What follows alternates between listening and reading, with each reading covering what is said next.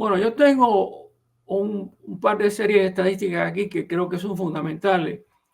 La primera es, la producción agrícola como un porcentaje del Producto Interno Bruto.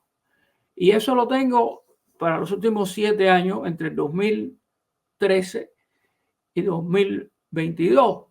No tengo 23 porque todavía eso no ha salido en el anuario estadístico de Cuba, así que lo que tenemos es lo último. Y lo que me da es que la agricultura cayó como promedio menos 7,3% en ese periodo. Así que es una caída brutal porque cuando acumulas todo eso, por supuesto, es enorme. El azúcar cayó todavía peor, cayó un 9,1%. Y eso no tiene en cuenta que la zafra del 23 fue probablemente la peor de la historia porque está similar a la que había durante la Guerra de Independencia cuando estaban incendiando los cañaverales. O sea que la producción ese año fue bajísima.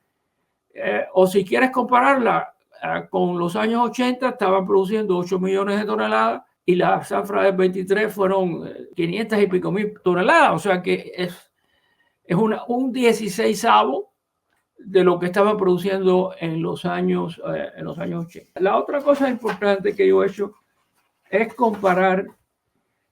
Yo he seguido por unos 40 o 50 años la serie de la producción agrícola por productos y he escogido 13 productos que son lo que yo considero los fundamentales en la agricultura cubana y por supuesto en otros países también. Entonces lo que yo hago es lo que estoy comparando son toneladas, ¿no? De esas 13, hay 7 en el año 2022 que la producción está por debajo de 1989. O sea, que más de la mitad de la producción agrícola estaba por debajo del 89, que esto es en víspera de la caída de la Unión Soviética y del comienzo del periodo especial. O sea, se supone que los años 80 pudiéramos decir, los años dorados, porque estaba toda la ayuda de la Unión Soviética, de lo cual ya yo he hablado antes. Entonces, lo otro que he hecho es, en el periodo entre 1989 y 2022, es buscar el año en que ese producto en particular alcanzó su máximo, o sea, la cúspide. Y entonces lo comparo con el año 22. En todos los productos, el año 22 está por debajo de esa cúspide que se alcanzó entre el 89 y el 22. Por ejemplo, los tubérculos cayeron 28%. Las vegetales, las hortalizas, cayeron un 78%. El arroz cayó un 61%. Los frijoles cayeron un 49%. Los cítricos, que en el momento mejor, Cuba estaba exportando cantidades de cítricos, especialmente a la Unión Soviética, pero también a Europa, los cítricos cayeron en un 94%. Es la peor caída de todas. La leche de vaca cayó un 41%. Esto es en el año 22. Todo está tomado en el anuario estadístico de Cuba. O sea, lo único que he hecho es calcular qué porcentaje es con respecto al 89 o a la cúspide que se alcanza en ese periodo. Es desastrosa la caída de la agricultura y eso es la causa fundamental del desabastecimiento de alimentos en Cuba. A eso tienes que añadir el hecho de que Cuba no tiene suficientes recursos para importar como era antes, porque las exportaciones entre el 13 y el 22 se cayeron en un 61%. Para poder importar alimentos, Cuba tiene que exportar. La otra cosa es que le den crédito, entrar en deuda, que por supuesto lo ha hecho. Arriba de eso, los precios de los alimentos en el mercado mundial se han disparado por la invasión de Ucrania por Rusia, de manera que lo que ellos están importando, aún si dedican la misma cantidad, que no es así, porque se ha reducido, están importando menos alimentos. La combinación es fatal porque no hay solo una brutal caída en la producción doméstica interior, sino también hay una caída en las exportaciones. Entonces, ahí obviamente la demanda de la población sobrepasa en exceso al suministro, tanto interno como externo. No es necesario que el país sea autosuficiente en términos de alimentos, un 100%. Desde un punto de vista de eficiencia es absurdo, porque puede ser más barato importar ciertos alimentos que son difíciles. Bueno, lo que Cuba tiene que decidir qué alimentos puede producir basado en sus condiciones de la tierra, climatológicas, etcétera, disponibilidad de fertilizantes, de semillas, todas estas cosas, y concentrarse en los fundamentales. Pero yo considero que Cuba puede producir la dieta básica cubana, incluso bajo las condiciones del embargo. Entonces, en los años 80, Cuba no se autoabastecía 100%. Estaban importando, por ejemplo, carne enlatada de Rusia. Lo que tiene que aumentar es la producción de los alimentos básicos de la dieta del cubano, o algunos sustitutos que tengan el mismo valor calórico. El sistema de producción agrícola en Cuba es un desastre. Y la prueba está, ¿qué es lo que ha ocurrido? Es decir, las cifras que yo di demuestran que hay una caída brutal, de acuerdo con las cifras oficiales de la producción agrícola. También, por cierto, la pesquera, porque Cuba hubo un momento en los años 80 que estaba exportando cantidad de pescado y marisco, y eso se ha desplomado también. Entonces, el sistema de producción agrícola es totalmente ineficiente y no da incentivos al productor para producir más. ¿Por qué? Había en Cuba un economista agrario que yo creo que era el mejor, Armando Nova, que decía en sus libros y artículos desde hace más de 10 años que había 3 reglas, yo diría 3 reglas doradas para transformar la agricultura. La primera era que el Estado deje a todos los productores agrícolas, no importa de qué se trata, puede ser un pequeño agricultor que tiene una parcela privada, puede ser un asalariado de una granja del Estado, puede ser un miembro de una cooperativa de producción agrícola, puede ser un usufructuario, no importa, que esté en absoluta libertad para escoger qué producir. La segunda regla es que pueda vender a quien él o ella quiera. Eso es fundamental, porque en Cuba hay una cosa que se llama el acopio, que empezó a principios de los años 60, que el gobierno le dice al productor agrícola: de lo que tú produzcas me tienes que dar tal porcentaje, que en algunos casos, no siempre, pero en algunos casos puede llegar al 70%. La tercera regla, que es fundamental, es que el precio de los productos agrícolas se fije libremente por la oferta y la demanda, o sea, por las leyes del mercado. Lo que pasa en Cuba, que el Estado fija los precios y lo fija por debajo del precio de ese producto en el mercado mundial, o sea,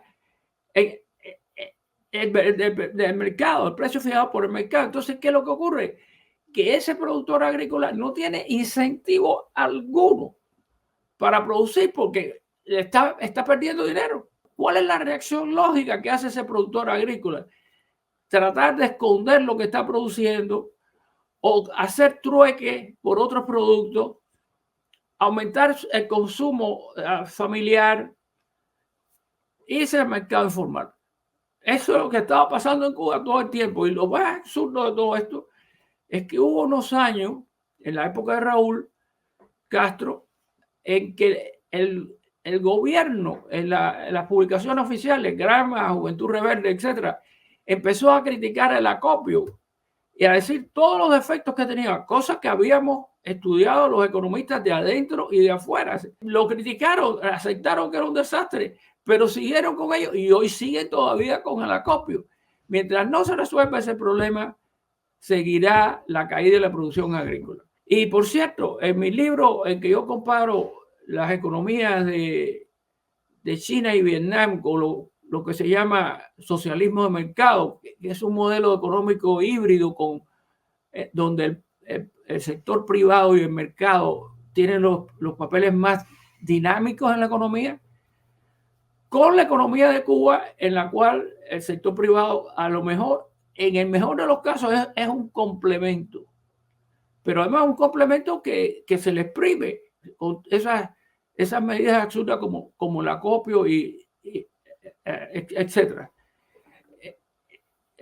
China históricamente había sufrido hambruna, que morían millones de personas de hambre, millones de personas de hambre. China hoy es prácticamente autosuficiente en alimentos. No quiere decir que produzca todo lo que necesita. Importan cosas afuera como soya, por ejemplo. Pero de los productos esenciales para los cuales las condiciones de la tierra, del clima, etcétera, son ideales, China no tiene que importar nada, lo produce. Vietnam, que es un país mucho más pequeño, más grande que Cuba, pero mucho más pequeño que China, no solo es autosuficiente en alimentos, sino que es un exportador neto. O sea que lo que produce es menos que lo que se consume y eso que queda, ese excedente, lo exporta. Vietnam es el segundo productor mundial de arroz y le vende a Cuba 200 y pico mil toneladas que podrían ser producidas en Cuba, porque antes se producía. O sea que está probado que Cuba puede producir arroz. Entonces ves que si Cuba hiciera lo que hizo China y Vietnam, y no estoy hablando de un sistema capitalista, sino un sistema de socialismo de mercado, ¿verdad? En que el Partido Comunista sigue controlando la política. Por supuesto que yo también puedo hablar de las economías de mercado, países como Holanda, que tienen un territorio muy pequeño y son grandes productores agrícolas y exportan.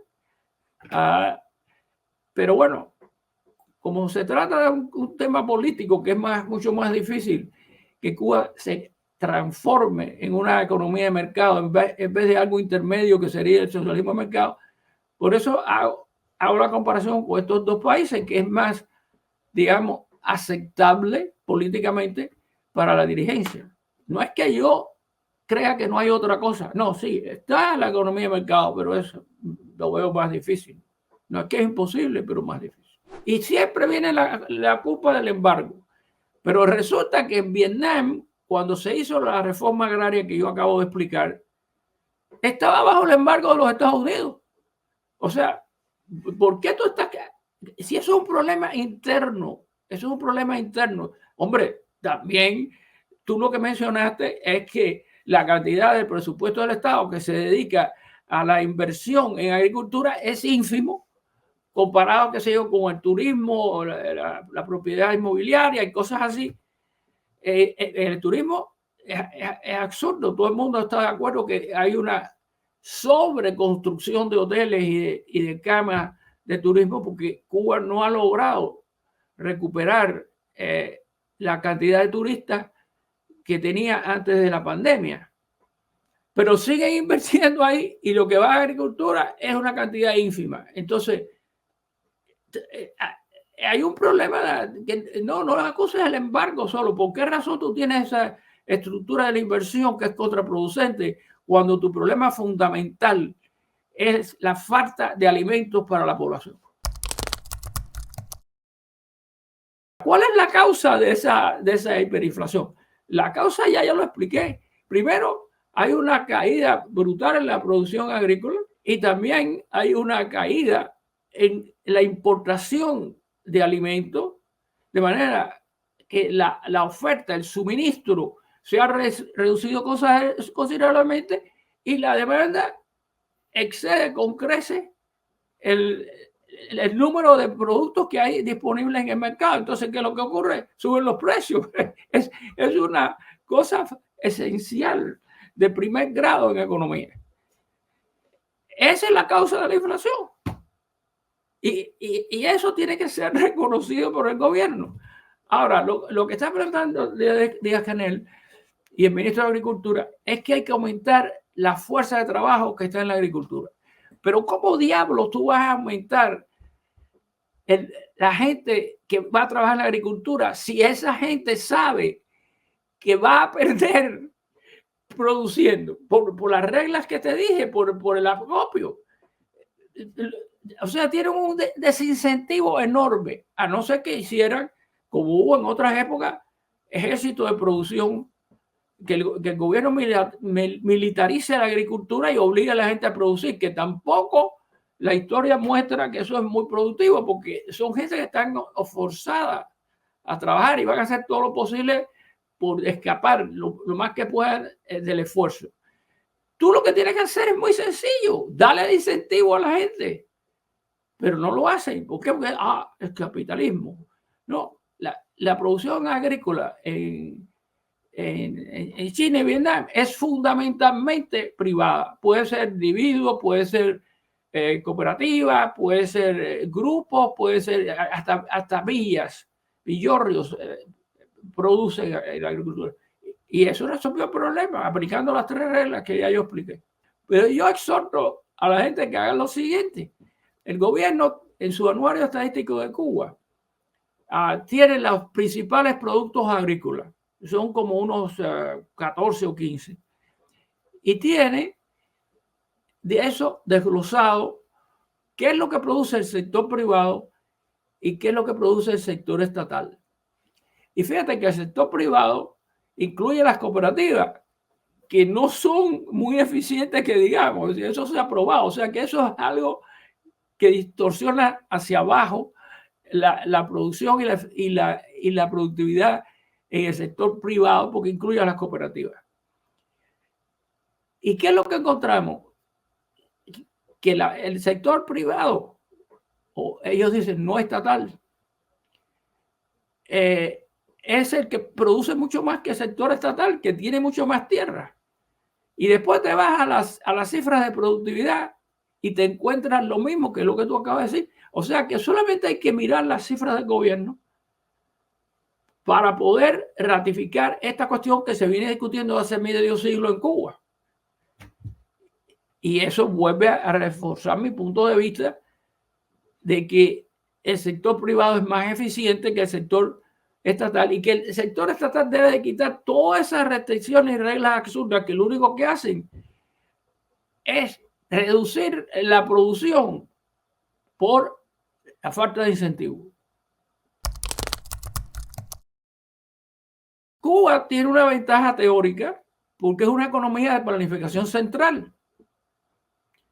Entonces el gobierno tiene todas las cifras para poder determinar a fin de incrementar la producción agrícola. El Estado tiene todas las cifras y dice, bueno, necesitamos para incrementar la producción tal cantidad de semillas, necesitamos tal cantidad de fertilizantes, necesitamos tal cantidad de herbicidas, salario, toda esta cosa. Y entonces el gobierno puede determinar, no es una cosa perfecta, ¿no? Pero puede determinar qué necesidad hay de inversión en la agricultura. Pero si tú haces eso y sigues con el mismo sistema totalmente ineficiente, es un hoyo negro que absorbe los recursos y los pierde. Yo siempre planteo el problema. La Unión Soviética le dio a Cuba 65.000 millones de dólares en 30 años, entre 1960 y 1990. Nada de eso se utilizó para transformar la estructura económica de Cuba, incluyendo la agricultura. Nada de eso se utilizó para eso. Ese dinero desapareció, y cuando se desapareció en la Unión Soviética, el golpe en Cuba fue brutal. Entonces, después Venezuela, hemos calculado que solamente en 6 o 7 años, 100.000 millones de dólares. ¿Dónde está esa plata? Al agujero negro. Tienes que cambiar la estructura de la producción en Cuba. El sector privado debe de jugar un papel fundamental, y el mercado también. Cuba considera esto complementos del sector estatal. No. debe ser lo más dinámico. O sea que si tú aumentas la inversión, pero sigue con la misma estructura ineficiente, vas a botar la plata. Yo llevo 65 años trabajando en la economía de Cuba y francamente yo quisiera ver un sustancial incremento de la producción que mejoraría la vida, el abastecimiento de alimentos y todo eso. Pero es muy frustrante. Yo voy a cumplir en 2 meses, voy a cumplir 90 años. Y hemos tenido momentos en que teníamos esperanza de que tanto dentro como fuera, porque hay muchos economistas de afuera que quieren que eso mejore, que por el bienestar del país mejore. Pero no sé si es un problema de la edad, que uno cuando va envejeciendo tiene achaques y no ve las cosas con el mismo optimismo que cuando era joven, pero es que es muy frustrante porque no hay a veces esperanza, hay cierta reforma y después no pasa nada porque no se hacen las cosas bien. Entonces, la solución está ahí y no es una solución teórica, es una solución validada por decenas de años, en particular en el caso de Vietnam y de China. No se trata de unas soluciones teóricas, se trata de soluciones que la práctica, tanto en países de economía de mercado como de socialismo de mercado, han probado que se puede hacer. Los únicos 2 países que quedan en el mundo con una economía de planificación central son Cuba y Corea del Norte. Están ahí las pruebas, pero no lo hacen. No lo hacen. Entonces todo es la misma cuestión, la misma retórica, no van al fondo del problema, y no solo que vayan al fondo, porque eso ya lo han hecho, Raúl lo hizo, la crítica que hizo al sistema, es que lo lleven a sus últimas consecuencias. Lo demás es bla, bla, bla.